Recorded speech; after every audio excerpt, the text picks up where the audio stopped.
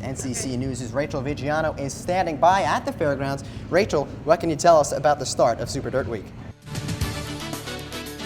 The people of Oswego County are anxiously awaiting a decision to be made by the Fitzpatrick nuclear power plant. And the Chinese capital shut down Tuesday after Beijing's city government issued its first red alert for pollution. And with summer right around the corner, KickIt has allowed us to jumpstart the summer reading program and get the ball rolling to help kids prepare for next school year. Agricultural experts met earlier this morning to discuss the highlights of today's show. One of them being a new robotic milking unit that keeps our farmers hands-free and increases productivity in the dairy unit. Since 1914, the city has been trying to decide how to pay off these inflated costs of the ornamental streetlights, which have added up to about $1.9 million per year. I'm here live in DeWitt Town Hall, where a meeting will be taking place tonight at 7:30 p.m. Students at Ithaca College are protesting their president, who they say is not doing enough. We're live at the New York State Fairgrounds, where the last Super Dirt Week kicks off today. We'll tell you more about their plans for this week of events coming up. With Halloween weekend over, stores have already begun stocking their shelves with not just Thanksgiving supplies, but even Christmas supplies as well.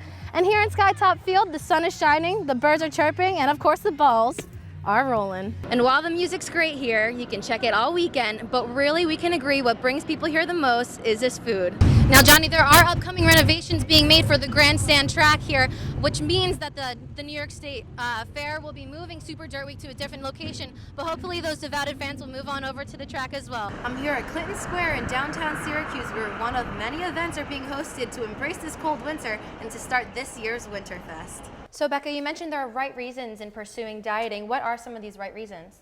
Hi guys, so today we're gonna make meals in a mug. And to start off, we're gonna make kind of a basic but not so basic breakfast. Bananas, pineapples, oatmeal. You can either use oats from the grocery store or even chia seeds, whatever you prefer. So these are everything you can get from the dining hall.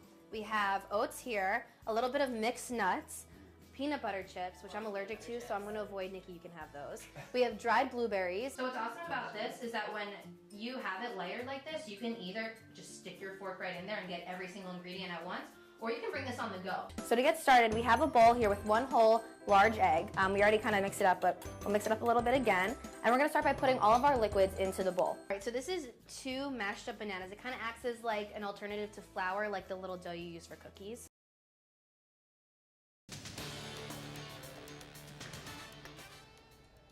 The latest students to join the movement, an organization called People of Color at Ithaca College. NCC News reporter Rachel Vigiano is live at Ithaca College with the story. Thank you guys. Yes, just a couple of hours ago, as you can see behind me here on Ithaca's college campus, this field, now empty, was filled with students who participated in a walkout. They actually left their classrooms and then came here and sat down in the hopes of getting the attention of administration, who they say is failing to appropriately address racial tensions that they're having here on campus. Students and faculty say their frustrations over their inability to communicate with Ithaca College President Tom Rashan have been simmering but have now reached a boiling point. Tensions flared last month when students say an alumni made racially insensitive remarks about another fellow alumna who spoke at a campus event. Students also say they were shocked when administrators did nothing to interrupt or address the remarks. Instead, President Rashan released a statement 4 days after the remarks were made, telling students the college cannot prevent, this is a quote from Rashan, he said the college cannot prevent the use of hurtful language on campus. Such language exists in the world and will seep into our community. We can't promise that the college will never host a speaker who could say something racist, homophobic, misogynistic, or otherwise disrespectful. Just like the sheer number of people here says something in itself that there's obviously a problem and that it needs to be solved.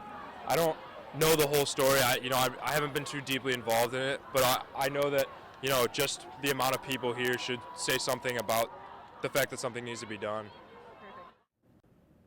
Now students are saying this isn't the first time that a racially charged situation has happened here on campus, so they're holding a no confidence vote here until November 30th in the hopes that they'll finally be able to get the attention of President Rashan. Live at Ithaca College, I'm Rachel Vigiano, NCC News. And it's the first day of Super Dirt Week, where racing fans get to see some of the best drivers the Northeast and Mid-Atlantic have to offer. Reporter Rachel Vigiano is live at the fairgrounds, where the festivities have kicked off. Rachel, what's the scene like? And yes, given it is very bittersweet because today is the first day of the whole Super Dirt Week events, but it is also the last time that it's being held at the New York State Fairgrounds. And yes, the big move of the racetrack is very sad. People here are making the most of this week's events ahead. Finale at the fairgrounds is what they're calling it here at the New York State Fair, where Super Dirt Week will be driving in for the last time. Since 1972, campers from all over the New York State, Pennsylvania, and even as far as Arizona have made their way to Syracuse to see what this Super Dirt Week has in store. And although upcoming renovations and the removal of the grandstand track is putting this event to an end, devout Dirt Week fans are not letting that kill their drive. You know, we're definitely sad about this being the last year, so it's a bit nostalgic. We're driving around, slow drives, just looking at all the sights, taking it all in, lots of memories, 30 years of memories, and so we're excited as we always are, but at the same time it's a bit sad.